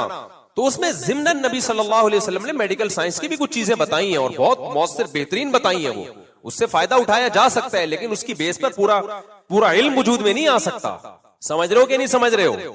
और उसमें मौजू मन घड़त हदीसें, सीधा जाके डॉक्टर से इलाज करा लिया करो। जो तिब्बे नबवी की बात कर रहा है, बोले भाई तू अपने पास रख अपने ये उलूम। हाँ, तिब्बे नबवी का अगर ये मतलब लिया जाए कि नबी सल्लल्लाहु अलैहि वसल्लम का जो तर्ज हयात था खाने पीने में, तो चूंकि नबी सल्लल्लाहु अलैहि वसल्लम हर लिहाज से कामिल थे, तो जाहिर है आपको अल्लाह ने जो खुराकें दी हैं, वो खुराकें भी सेहत के लिए नुकसानदेह नहीं हो सकती, क्योंकि पैगंबर फितरत पे होते हैं। तो इस हद तक तो ठीक है, लेकिन पूरी किताबें लिख रहे हैं उस पे यार, पूरे क्लिनिक खोल के बैठा हुआ है, मैं तिब्बे नबवी से इलाज करता हूं। बस करो यार, बेवकूफ किसी और को बनाओ। अंग्रेज मजहब का लेबल नहीं लगाएगा, वो कभी नहीं कहेगा मैं तिब्बे ईसवी से इलाज कर रहा हूं, वो कहेगा मेडिकल साइंस है, तजर्बों से एक चीज साबित है, तो ठीक है भाई। वो देखो ना कोरोना के दिनों में तिब्बे नबी के नाम पे जो कहवे पिलाए गए हैं, उन कहवों से 20 लोग मर गए। जब कोविड फैला हुआ था तो लोग आए कुछ जाली हकीम, हम तिब्बे नबवी से इलाज करेंगे कोरोना का। अबे नबी के दौर में कोरोना था ही नहीं, तो नबी की इसमें हिदायत कहां से मिलेंगी? नहीं जी, कलौंजी के बारे में है कि हर बीमारी से शिफा है। भाई इन हदीसों का मतलब होता है, इसका मतलब ये नहीं होता कि कुछ भी हो। सहाबा तो ऐसा नहीं थे कि जो कुछ भी हुआ कलौंजी खा रहे हो, वो कितनी क्वांटिटी में, किस मिकदार में और किस मिजाज वाले को ये फायदा, ये तो जब तक माहिर हकीम या डॉक्टर ना हो उसके बगैर नहीं हो सकता। तभी सहाबा किराम भी बीमारी में हकीमों के पास जाया करते थे। नबी सल्लल्लाहु अलैहि वसल्लम से भी तबीबों के से आपने राब्ते का हुक्म दिया है, लेकिन मजहब के नाम पे तिब्बे नबवी के पूरे प्रोग्राम आ रहे हैं टेलीविजन में। तो वो कोरोना के दिनों में यही था कि ये हकीम साहब तिब्बे नबवी से इलाज करेंगे, और वो अदरक और उसके सना मक्की और वो इस तरह की 2-4 चीजों के कहवे पिला के, मोशन लगा के, जो थोड़ा सा इम्यून सिस्टम मामूली सा बाकी बचा था ना, उसका भी बेड़ा गर्क कर मादा फासदा निकालने को फोकस किया। वही लतीफा याद आता है, हकीम साहब जुला बावर दिया करते थे हर एक को। हकीमों में फ्रॉड बहुत है, मैं नहीं कह रहा सारे फ्रॉड ही हैं, कुछ अच्छे भी हैं, लेकिन इसमें भी बड़ा फ्रॉड है, बहुत फ्रॉड है। लंबी जो बातें कर रहा है ना, मैं ये कर दूंगा, मैं ये कर दूंगा, समझ लो कुछ भी नहीं करेगा। तू सिर्फ बातों मुंह के फायर कर सकता है, इसके अलावा कोई डॉक्टर कोई हकीम अगर ये कह रहा ना मैं ये और मैं यूं, समझ लो कि मुंह के फायर के अलावा कुछ भी इसके पास नहीं। जो अच्छे डॉक्टर होते हैं, मैं तो अब इतनी ट्रेवलिंग हुई है तो हमारी तो पीआर होगी ना। कुछ अच्छे डॉक्टर मैंने देखे जो वाकई एक्सपर्ट होते हैं, वो बड़ी बड़ी बातें करते ही नहीं, वो मे बी करके कर रहे होते। डॉक्टर साहब इस बीमारी में अगर ये खा लिया जाए, उम्मीद है शायद फायदा हो जाए। डॉक्टर साहब ये जो कैंसर है ये मोटापे से होता है, हाँ मोटापे से होता है। और किससे होता है भाई? वजह बगैर वजह के भी। डॉक्टर साहब कैंसर का आपके पास शर्तिया इलाज है? नहीं, वो शर्तिया इलाज नहीं। जो बड़े डॉक्टर होंगे वो ये करें। जो छोटा हकीम होगा ना, 2 नंबर हकीम और छोटा डॉक्टर, कैंसर मसला ही नहीं, चुटकियों में। ये सारे बेवकूफ है ना जो कब्रिस्तान आबाद हो रहे हैं कैंसर के मरीजों से। तू पहले पैदा हो जाता तो ये सारे बच जाते। कैंसर तो कोई मसला ही नहीं, मसला ही नहीं। शुगर, ऐसे स्टाइल भी इनका ये होता है जैसे आमिल का स्टाइल होता है ना, आमिलों का। अभी आमिल पे आ गया तो फिर पूरा बयान चेंज हो जाएगा मेरा। ये सब स्टाइल की मार है मेरे भाई, इन तिलों में तेल नहीं है। कोई ऐसी अचंभे की चीज नहीं है जो दुनिया में सिर्फ इसी कमबख्त को पता है, बाकी सारे बेवकूफ हैं भाई। सबको वही किताबें इन्होंने पढ़ी हैं, वही इसने पढ़ी हैं। कोई नई चीज नहीं है आपके पास जो मिनटों में यूं कर दूंगा तो मिनटों में यूं कर दूंगा मैं। इसलिए हकीम, उस हकीम के पास जाया करो। अगर हकीम से इलाज कराना ही है तो देखो कि जरा मिचोर आदमी हो, लंबी लंबी फेंक ना रहो, तो बात चीज के स्टाइल से पता चल जाता है। लेकिन लोग तमीज के आदमी के पास जाते ही नहीं। हमारी कौम की आदत है, जब तक मुबालगा आराई ना करो उस वक्त तक दुनिया मानती। एतदाल है ही नहीं दुनिया में। कोई खुराक ऐसी नहीं है खाए और एकदम फिटफाट हो जाए। टाइम लगता है भाई, सेहत बनाने में भी, सेहत के बिगड़ने में भी। इतनी जल्दी कुछ भी नहीं होता। तो ये खुराक खा ली, ये फलाने पत्ते खा लिए तो उसमें इतने 50 किस्म के प्रोटीन होंगे भाई, 50 किस्म के मिनरल्स हैं और विटामिन हैं और फलाना है होंगे। मैं मना नहीं कर रहा, लेकिन तुम जब खाओगे ना तो तुम्हारी बॉडी में वही लगेंगे जो कुदरत ने तुम्हारे लिए रखे हुए हैं। जितना मर्जी फूकते रहोगे ना, तुम चेंज नहीं होगे, जहन में रखना। लोग कहते हैं सुहांजना के पत्तों में है मिनरल्स बहुत ज्यादा है। मैं मुनकिर में हकीमों की फील्ड में टांग नहीं अड़ाता। इसमें 20 किस्म के मिनरल्स हैं, आयरन, मैग्नीशियम, पोटाशियम, जिंक, फलाना ढिमकाना। अब आदमी कहता है यार बस सुहांजना के अलावा कुछ दुनिया में। आपने सुहांजना फांकना शुरू कर दिया, ना मिनरल जिंक आ रहा है, ना कुछ भी नहीं टेस्ट कराया, तो वैसे के वैसे ही नहीं। कहाँ गया वो? भाई साहब आपकी बॉडी पे अल्लाह ने कैलकुलेशन। देखो हम कितना कुछ खाते हैं, रहते वैसे के वैसे ही। क्या ख्याल है? आप मुझे 15-20 साल से ऐसे ही देख रहे हो, क्या ख्याल है? मेरी तो वही पराठे चल रहे हैं और कुछ भी नहीं है। हालांकि पराठों में ये डिजाइन आता ही नहीं है। पराठा तो आदमी को आड़ा तिरछा कर देता है। हर आदमी को अल्लाह ने अलग सॉफ्टवेयर डाले हुए उसकी बॉडी में। उसकी बॉडी ने जो जहां से लेना है वो वही लेगी। बाकी वो मिनरल होंगे उसमें, वो आपके वो जाया ही होंगे, वो आपकी बॉडी को लगेंगे नहीं। खा लिया करें सुहांजना, अच्छी चीजें, मैं उसका इंकार नहीं कर रहा। लेकिन ये नहीं होता कि कोई तिलस्माती चीजें हैं, खा लिया और ये हो गया और जिंक आ गया और बाल यूं हो गए और एकदम जवान होना चाहिए। कुछ भी नहीं होता वैसे। तो खा लिया करो, अच्छी चीज है, मना नहीं कर रहा मैं। हो सकता है मैं भी खाना शुरू कर दूं, अभी तक तो मैंने खाया नहीं है। लेकिन खाओ तो भी वैसे ही है, नहीं खाओ तो भी क्या है। बॉडी में ना अल्लाह ने कुछ, हर शख्स, देखो शेर सिर्फ गोश्त खाता है। सिर्फ क्या खाता है? गोश्त। सारी चीजें उसकी बॉडी में पूरी होती है। विटामिन सी होता है गोश्त में? नहीं होता, शेर को मिल रहा होता है, पता नहीं कहां से मिल रहा है। हालांकि विटामिन सी तो बहुत जरूरी है बीमारियों से बचाने के लिए, सब कुछ उसमें मिल रहा है उसको। तो कुछ अल्लाह के काम भी होते हैं, अल्लाह ने बॉडी में सॉफ्टवेयर डाले हुए हैं, वो सब प्लस माइनस करके अपना हिसाब किताब पूरा कर रहे होते हैं। और जब बुढ़े होने का टाइम आएगा, किसी का बाप भी तुम्हें बुढ़ापे से नहीं रोक सकते। तो जवान होने की इतनी कोशिश करो जितनी अफोर्ड कर सकते हो। खैर, तो अब मैं आपको बता रहा था, इटली में बुलाया। अब क्या करते हैं वो लोग कि भाई ये इधर से जो है उधर से पैसे ले लिए मुफ्ती साहब के आने जाने के। फिर मुफ्ती साहब को हमने वेटिकन सिटी दिखाना है, तू ऐसा कर, मुफ्ती साहब को वेटिकन सिटी एक सेठ से राब्ता किया, वेटिकन सिटी का तुम विजिट करा देना। हाँ जी, मुफ्ती साहब को मेरे पास लाना। वेटिकन सिटी वो नहीं है ईसाइयों का एक मरकज है, मैं विजिट करा दूंगा। वो पैसा उसका खर्च हो। यार सुबह का नाश्ता यार मेरे घर ले आना, सुबह का नाश्ता उसका। यार उस साहब के होटल की रिहाइश, वो फलाना सेठ। इस बहाने सेठों से कमबख्तों के राब्ते भी हो रहे हैं, करोड़पति ताजरों से, उनसे पीआर भी बन रही है। और वो सेठ समझ रहे हैं मुफ्ती साहब का बचपन का लंगोटी यार है, इतना पुराना है मुफ्ती साहब का। क्या मुफ्ती साहब इसकी दावत पे आ रहे हैं? भाई इसकी दावत पे इसलिए आ रहे हैं, इत्तेफाक से फोन पे इस पे राब्ता हो गया था और कोई हैसियत नहीं है। अब देखें, हम जब पहुंचे इटली, हम समझ रहे हैं माशाल्लाह यार इसने वहां होटल में इतना अच्छा नाश्ता कराया, यार बंदा कितना खर्च कर रहा है अल्लाह के लिए। हम मना कर रहे हैं यार हमें भी देने दो यार। नहीं मुफ्ती साहब, आप तो हमारे क्या हैं, मेहमान। खुद भी घूम रहा है, घुन्ना हर जगह, खुद भी जाएगा, इधर भी जा रहा है, उधर भी जा रहा है, वहां भी जा रहा है, वहां से भी पेड़े खा रहे हैं। और जो पीआर बन रही है सेठों से, करोड़पति ताजरों से, वो अलग। हम घूम घाम के आए, शुक्रिया अदा, माशाल्लाह भी, सलाम है आपको, बाद में पता चला टिकट किसने, वो फलाने वसीम भाई ने दिया हुआ है। होटल की जो रिहाइश दी थी वो गफ्फार भाई की। उस दिन नाश्ते के पैसे सलीम कवाड़िया ने दिए थे, समझ रहे हो।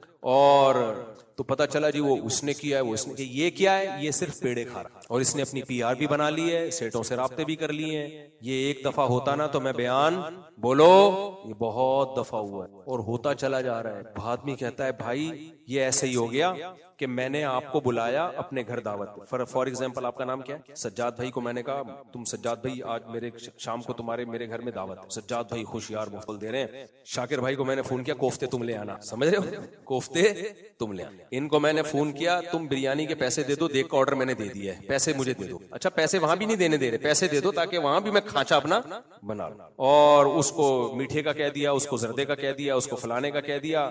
हत्ता कि जब आप 1 घंटा मेरे घर में बैठे हो, उस घर का भी मैं आपसे किराया ले रहा हूं किसी से कि मेरे घर यूज हो रहा है इसमें।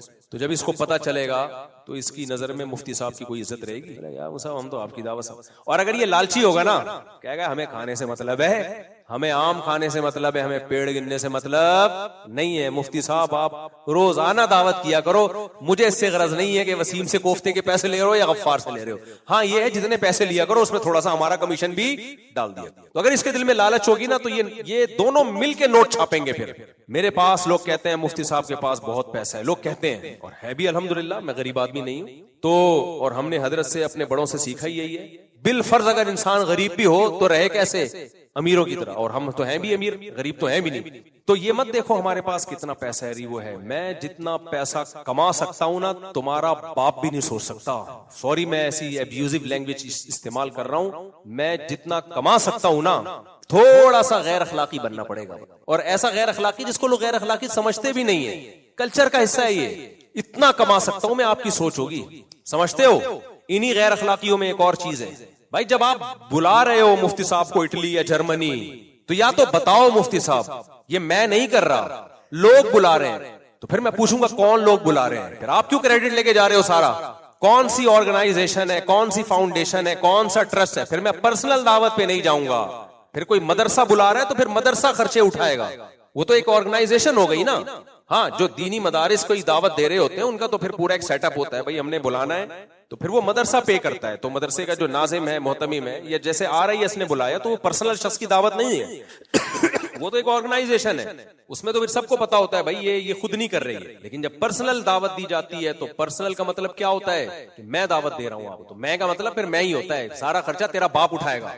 भी ऐसे ऐसे मामले हुए हैं तो मैं जाके हैरान हो रहा हूं। मैंने कहा ये क्या कर रहा है, फिर ये खर्चा किसने, ये उसने किया, ये उसने किया। मैंने कहा ये क्या है, फिर कुछ भी नहीं, ये फुलतू की तरह। तो यार गैर अखलाकी तरीका है। गरीब मर जाओ गरीब, ये बुरा नहीं है, अच्छा है इस्तिगना के साथ। लेकिन 2 नंबर तरीके से पैसे कमाना, गैर अखलाकी तरीके से पैसे कमाना, ये बहुत बुरी हरकत है। मस्जिदों में क्या होता है, बाज दफा शटरिंग का काम जारी है, 10 साल हो गए छत की भराई नहीं हुई, क्योंकि छत की भराई हो जाएगी तो चंदा आना बंद। तो अंदर अंदर से फानूस लग रहे होते हैं, शीश महल बन रही है मस्जिद, शटरिंग का काम क्या है, जारी। ये भी क्या है, गैर अखलाकी, समझते हो, गैर अखलाकी तरीका है ये पैसे कमा। भाई जो पैसा आ रहा है लगाते चले जाओ यार, अल्लाह ने देना होगा भेज देगा, नहीं देना होगा तो नहीं होगा। क्या बात कर रहा था मैं, और भी 2-4 मिसालें हैं। मिसाल आई थी बहुत अच्छी जहन में, वो दिमाग से निकल। तो ये सब वो तरीके होते हैं मेरे भाई, अगर मेरे नाम से किसी ने कुछ किया है तो समझ लो कि वो धोखा दे रहा है, मेरा उससे कोई लेना देना। अच्छा ये भी बहुत होता है, हमसे PR बना ली, दोस्ती बना ली, और फिर हमने अभी क्या बताएं यार, कितने लोगों को इस बात पे निकाल के PR बना के ना उनसे हदिये मांगना। अच्छा ये भी एक गैर अखलाकी हरकत है कि आप लोगों को हदिये की तरगीब दे रहे हो अपने लिए। मिसाल के तौर पर आज मैं हदिये के फजाइल पर बयान करूं इसलिए कि मेरे घर का राशन खत्म हो गया, इसलिए आज मैं किस टॉपिक पर बयान करूंगा, हदिये के। उलमा को हदिया देना कितना सवाब है, उलमा को हदिया देना कितनी फजीलत। तो ये गलत है, हदिये पर वैसे ही बयान कर दो भाई, आपको जब जरूरत है आप उस वक्त बयान कर रहे हो। ये मैं इसलिए कह रहा हूं कि ऐसा भी बाज़ दफा होता है, खतीब साहब का बयान हुआ, जैसे हमारा बयान हुआ, बयान के बाद एक साहब ने ऐलान किया मुफ्ती साहब को जो लोग हदिया देना चाहें वो दे सकते हैं। मैंने कहा भाई साहब तूने ये ऐलान मुझसे पूछे बगैर कैसे कर दिया, ये मेरे साथ हुआ है, क्राउड है बहुत बड़ा, मेरा बयान खत्म हुआ, एक फुलतरू की तरह एक बंदा खड़ा हो गया और खड़े होकर ऐलान कर रहा है भाई मुफ्ती साहब को जो लोग हदिया देना चाहें वो ले आए। थोड़ी सी गैरत होगी तो समझ में आएगी ये बात। मैंने उससे बोला भाई साहब आपको किसने ऐलान करने, कह रहे हैं मुफ्ती साहब मैं इसलिए ऐलान कर रहा हूं कि बहुत से लोग हदिया देना चाहते हैं तो उनके लिए मुश्किल होती है, तो इसलिए मैंने कहा ये हदिया नहीं है, ये भीख है। और मैंने उसी वक्त ऐलान किया 1 रुपए भी देने की जरूरत, जिसको हदिया देना होता है वो खुद लाके पकड़ा देगा। अगर किसी को गिफ्ट देने का ख्याल आता है वो तो खुद लाके पकड़ाएगा ना। मैं ऐलान करूं जिसने हदिया देना है वो जरा साइड पे आ जाए। क्या है यार, ये भी भिखारीपन है। खुद से ख्याल आए उसको आपकी तरगीब पे क्यों देगा। और ये भी जहन में रखें, जो इस तरह के ऐलान कर रहे होते हैं ना, असल में उनके भी अपने खांचे होते हैं, क्योंकि कुछ लिफाफे उनकी अपनी जेब में जाते हैं और कुछ लिफाफे गेस्ट की जेब में जाते हैं। बड़े बड़े फ्रॉडियों को पकड़ा है इस मामले में भी।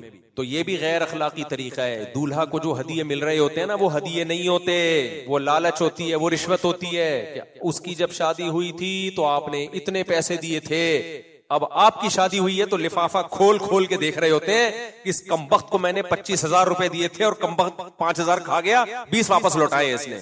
ये भी गैर अखलाकी तरीका है। बाज लोग क्या करते हैं, हमारे एक जानने वालों ने वलीमा किया, अब खर्चा उनका ज्यादा आ रहा था। उन्होंने कहा यार इतना खर्चा बड़ा मुश्किल है, तो किसी ने कहा कि पूरा वापस आ जाएगा, खर्चे की फिक्र मत करो, इतने लिफाफे आएंगे ये निकल आएगा। तो उन्होंने फिर धूमधाम से वलीमा की। ठीक है, अब ये भी क्या है, गैर अखलाकी। आप इस उम्मीद पे कि लोग लिफाफों में मुझे हदिये देंगे, इस उम्मीद पे आपने महंगा वलीमा कर लिया, तो ये गलत है मेरे भाई। आप ये समझो कि 1 रुपया भी नहीं मिलेगा, और ना मैं इसलिए कर रहा हूं, इसलिए मैं कर ही नहीं रहा। फिर अल्लाह कोई दे दे तो दे दे। तो इसलिए मेरे भाई नबी सल्लल्लाहु अलैहि वसल्लम की हदीस का मफहूम है, इक़ना बिमा फी यदैक तकुन अग़नन नास, औ कमा क़ाल सल्लल्लाहु अलैहि वसल्लम, फरमाया जितना अल्लाह ने तुम्हें दिया है उस पर क़नाअत करो, सबसे ज्यादा मालदार हो जाओगे, गनी हो जाओगे।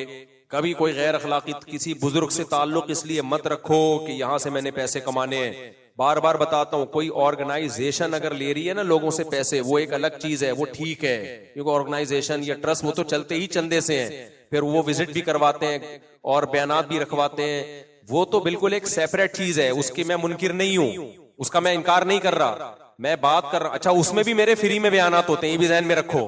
जो मदरसे मुझे बुलाते हैं वहां भी क्या होते हैं, फ्री में। कोई हदिया दे दे तो वो तो उसकी मर्जी है ना, वो तो मैं आपको दे दूं, वो मुझे दे दे, वो एक अलग चीज है। होते मेरे फ्री में, उनको मैंने बोला होता है कि 1 रुपया नहीं है इसका। ये बार बार क्यों वजाहत, इसलिए कि इतना बदनाम किया इन कमबख्तों ने मुझे कि एक क्लिप काफी नहीं है इन कमबख्तों के लिए। बार बार देखो, जिस शख्स के अंदर थोड़ा सा भी इस्तिगना हो ना, उसे लालच का ताना बहुत बुरा लगता है, उसे हर ताना बर्दाश्त कर लेगा, लालच का ताना। तो मैं जब गया हूं ना, मेरे बारे में इस तरह की खबरें फैली हैं, तो मुझे ये ताना बहुत बुरा लगा। मैंने कहा हम अभी क्या हुआ, बातें करनी नहीं चाहिए। मैंने मस्जिद वालों से घर मांगा ना, ये घर मुझे दे दो, ये तो आ चुका है लोगों के सामने, तो इन्होंने नहीं दिया। इन्होंने क्या किया, नहीं दिया। उनकी मजबूरियां होंगी, मैं कोई उसमें नहीं कह रहा, कोई था वो कब्जा कर लेंगे, पता नहीं करेंगे, खैर। तो मुझे यहाँ लोगों ने कहा कि आप जाके रिक्वेस्ट करें, पाँव पकड़े। मैंने कहा भाई साहब, जब हमारी 4,500 आमदन थी उस वक्त हमने किसी से कोई रिक्वेस्ट नहीं की, अब अल्लाह ने हमें दिया है, क्यों मैं रिक्वेस्ट करूं। जा असल इस्तिगना गुर्बत में होता है, समझ रहे हो ना। मैंने कहा जब 4.5 थी उस वक्त मुझे ये था कि अगर इन्होंने मुझे निकाल दिया तो मैं घर खिलाऊंगा कैसे। उस वक्त हमने इनको बोला हुआ था निकालना है, निकाल दो, अभी खिलाने वाला कौन है, अल्लाह। अब जब अल्लाह ने हमें किसी का मोहताज नहीं किया, मैं इनसे भीख मांगू यार मेरे को घर दे दो, तो वो चूंकि मेरे पुराने हालात जानते थे, उन्होंने कहा बिल्कुल सही। तो मैंने कहा आपको तो पता है मेरे हालात क्या थे, यहाँ पे 4,500 तनख्वाह मिल रही थी मुझे, तो उसमें मैंने इनके सामने कभी सर नहीं झुकाया कि एक्सक्यूज मी, कभी ये नहीं कहा कि तनख्वाह बढ़ा दो। तो मैं अब जाके, अब अल्लाह ने मुझे इतना दिया, अब तो हम 4 घर चला रहे हैं अल्हम्दुलिल्लाह। अब तो मस्जिद वाले कमेटी वालों को घर चाहिए तो मुझसे राब्ता करें। हाँ, ये जरूर है कि अपनी औकात सामने आ जाती है, औकात सामने आ जाती है कि आपको किससे कितना रिलेशन है। हमारे एक दोस्त थे, उनका वलीमा था, उन्होंने मुझे नहीं बुलाया, बहुत पुराने दोस्त थे वो। अब तो मैं वैसी वलीमों में नहीं जाता, उन्होंने मुझे नहीं बुलाया वलीमे में। अच्छा थे भी गरीब आदमी, बिरयानी पकाई हुई थी सादा सी, मुझे नहीं बुलाया। मुझे बड़ा बुरा लगा कि यार ये तो मेरे बहुत क्लोज है, मुझे ही नहीं बुला रही। 3-4 दिन बाद मिले, कहने लगे यार वो मैं भूल गया था आपको बुलाना, वैसे थी भी सिर्फ बिरयानी, कुछ था भी नहीं। मैंने कहा मेरे भाई हम अल्लाह का शुक्र है इतने गरीब नहीं है। वो अपने क्लोज दोस्त थे ना, तो उनके सामने कह सकता था। मैंने कहा इतने गरीब नहीं है कि हम खा नहीं सकते। बात बिरयानी की या दाल चावल की नहीं है, बात ताल्लुकदारी की है, रिलेशन की है, कि आपको भूले भी तो हम भूल गए यार, सही है ना। सुबह शाम आप हमारे साथ बैठते हो, ये फिर मैंने कहा ये दिल में क्या आ जाता है, बाल आ जाता है। मैंने कहा शायद मैं वैसे भी नहीं आता, टाइम नहीं है मेरे पास, लेकिन ये बुरी बात होती है। तो इस्तिगना के साथ मेरे भाई जिंदगी गुजारना सीखो, लोगों की जेबों पे नजर मत रखो। जिन उलमा से मोहब्बत है उनको कैश बोलो मत कराओ, बल्कि उनको देना सीखो। अब आ गया हदियों पे, मैं असल में मैं ये कहना चाह रहा था मजाक कर रहा हूं, होता यही है, होता यही है एंड में। तो मुझे ये ताना बहुत बुरा लगा। इसलिए मैं बार बार इसकी वजाहत कर रहा हूं कि भाई मेरे नाम पे किसी ने भी कहीं भी 5 रुपए भी लिए, टिकट लगाया है, तो गैर अखलाकी। एक मजहबी स्कॉलर का पता चला, बहुत बड़े आदमी है, उन कम वक्त तो नहीं बोलना चाहिए, उनसे मुलाकात के भी पैसे हैं। एक आदमी इतना बदगुमान हुआ, कह रहा है यार क्या गरीब आदमी इनसे मिल ही नहीं सकता। जो मिल रहा है उससे पूछा जा रहा है कि कितना चेक दोगे आप, कितने पैसे दोगे तो मुलाकात करवाएंगे। बहुत बुरी हरकत है यार, जायज ना जायज की बात नहीं, वो चेक लेके हो सकता है ट्रस्ट में ही जमा करा रहे हो, वो दे रहे थे, वो किसी ट्रस्ट में ही दे रहे हैं। लेकिन ये कौन सा तरीका है यार कि आपने कहा कि मुलाकात ही जब होगी जब आप इस ट्रस्ट को चंदा दोगे, वरना होगी नहीं मुलाकात। मुलाकात का क्राइटेरिया ये नहीं होना चाहिए, ये गैर अखलाकी हरकतें हैं। और एक और अहम बात ये कि जब भी आपके पर कोई खर्च करना चाहे तो अपनी आमदन से खर्च करे। हमारे हजरत फरमाया करते थे, अगर कोई गिफ्ट लेकर आए ना कोई लड़का, तो उससे पूछो ये अपने बाप के पैसों से लाए हो अपने पैसों से लाए हो। अगर वो अपने बाप के पैसों से लाए वो भी नहीं लो, वो वापस कर दो, क्योंकि उसको तुमसे अकीदत है, हो सकता है उसके बाप को तुमसे अकीदत ना हो। इसी तरह खूब समझ लो, किसी के घर जाके नहीं पड़ जाया करो। ऐसे ऐसे लोग भी हैं कि जाके पड़ गए किसी के घर में, फुलतरू की तरह बैठ गए, जाके हिल ही नहीं रहे वहां से, तो अगला बेजार आ गया, यार कब दफा होगा ये मुसीबत, कब जाएगी यहाँ से। तो ये सारे वो तरीके हैं मेरे भाई जो गैर अखलाकी तरीके हैं, गैर खानदानी तरीके हैं। और जब इंसान खुद कमाता है, खुद खाता है, तो अक्सर इन गैर अखलाकी तरीकों से बच जाता है। और जब गरीब होता है तो या तो अल्लाह पे बहुत ज्यादा तवक्कुल हो, फिर बचेगा। अगर अल्लाह पे तवक्कुल नहीं है तो भाई गुर्बत से बड़ी फिर कोई बीमारी। मैं गरीब को बुरा कभी भी नहीं कहता, लेकिन वो गरीब अल्लाह को पसंद है जो इस्तिगना के साथ जिंदगी गुजारे, जितना अल्लाह ने दिया उस पे खुश रहे, फिर वो गरीब जन्नत में पहले जाए। लेकिन आज जब गुर्बत आती है तो गैर अखलाकी तरीकों से, मुझे ऐसे भी लोग अमेरिका में मिले हैं कि बेरोजगार थे, कमाने का कोई धंधा नहीं था, तो जाके मदरसे में दाखिला लिया और बस टाइम गुजार के सर्टिफिकेट ले लिया, मौलवी बन गए, मस्जिद खोल ली, अब दे दनादन नोट छापने की मशीन बने हुए, करोड़पति बन गए, अरबपति बन गए। और थोड़ा बहुत मस्जिद में भी लगा देते हैं, खुद भी खा रहे हैं, बहुत कुछ माशाल्लाह माशाल्लाह। ये तंजिया कह रहा हूं मैं। तो कभी भी गैर अखलाकी तरीके से आगे जाने की कोशिश करना, दूसरे को पीछे करके आगे निकलने की कोशिश करना, ये सारे तरीके अल्लाह को नापसंद हैं। और नबी सल्लल्लाहु अलैहि वसल्लम ने फरमाया, ताइसा अब्दुद दीनार ताइसा अब्दुद दिरहम ताइसा वन तकसा व इदा शीका फलन तकस। नबी ने फरमाया जो पैसे का गुलाम है और कपड़ों का गुलाम, आपने फरमाया वो हलाक हो जाए। और आपने बद्दुआ दी कि इसके कांटा चुभे तो ना निकले।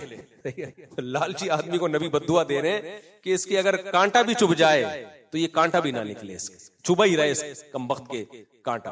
तो कुरान मजीद में अल्लाह ताला का, अच्छा ये खत्म कैसे होती है?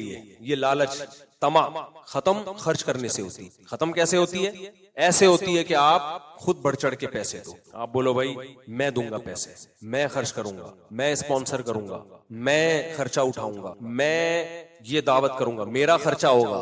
तो जब इंसान में जो बीमारी हो ना उसके उल्टा चलना शुरू हो जाए तो वो बीमारी खत्म। जैसे उलमा कहते हैं किसी से हसद पैदा हो गया, जेलिसी है, उसकी तारीफें शुरू कर दो लोगों के सामने। दिल तो नहीं करेगा तारीफ करने का, दिल जलेगा। दिल तो चाहता है कि जिससे हसद है उसका बेड़ा ही गरक कर दें, उसकी तारीफें शुरू कर दो तो दिल तो तकलीफ में आएगा। लेकिन आहिस्ता आहिस्ता आहिस्ता आहिस्ता वो हसद के, ये एंटीबायोटिक है, आहिस्ता आहिस्ता वो जेलिसी और हसद के जरासीम खत्म हो, तो उल्टा चलना शुरू हो जाओ।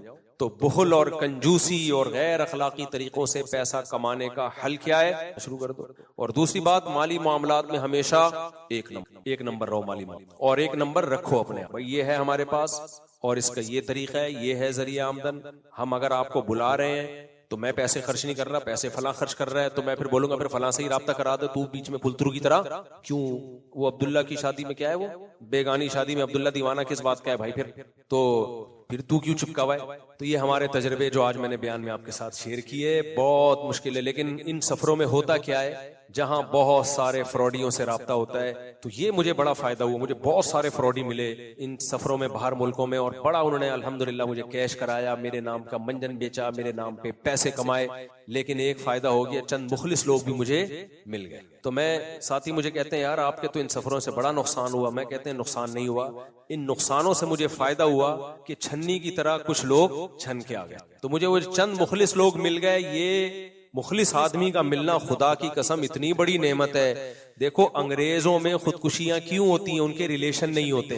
अंग्रेज जो है ना वो मादा परस्त है। आप कहते हो अंग्रेजों के अखलाक अच्छे, बस इतने ही अच्छे हैं कि पैसों के लेन देन में सही है, लेकिन ना किसी से कुछ को देना है ना किसी से कुछ लेना। तो रिलेशन हुआ फिर ये, इसको रिलेशन कहते हैं। कस्टमर से अच्छे हैं, रिलेशन बनता है सदका देने से, हदिया देने से, तहादऊ तहाब्बू, नबी ने फरमाया एक दूसरे को हदिया दिया करो, इससे मोहब्बत बढ़ती है। मालदार को हुक्म दिया गरीबों पे खर्च करे, इससे मालदार और गरीब का रिलेशन क्या होगा, मजबूत। शौहर बीवी पे खर्च करेगा, बाप औलाद पे खर्च करेगा, अंग्रेजों में खर्च करने का सेटअप है ही नहीं।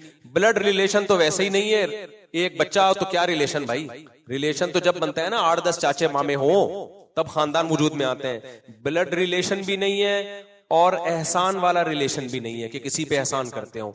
देखो हमारे यहाँ मैंने एयरपोर्ट पे खातून को देखा, इंडियन खातून, माजूर बेटा, इस तरह से वो उस बच्चे को संभाल रही थी। हमारे दो साहब भी कह रहे थे यार माँ का रिश्ता किसी ने देखना हो ना तो इसको देख, कैसे एयरपोर्ट पे लिए उसको घूम रही है। अच्छा बड़ा हो गया था बच्चा।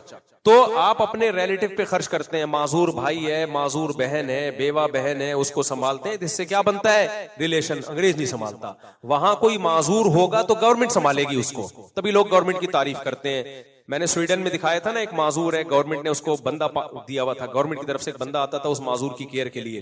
तो मैंने बड़ी तारीफ की थी, स्वीडन गवर्नमेंट बहुत अच्छी है, कितना और हमारी गवर्नमेंट माजूरों को नहीं पालती, बहुत बिल्कुल सही तारीफ थी। लेकिन ये गवर्नमेंट की तारीफ थी, स्वीडन में रहने वाले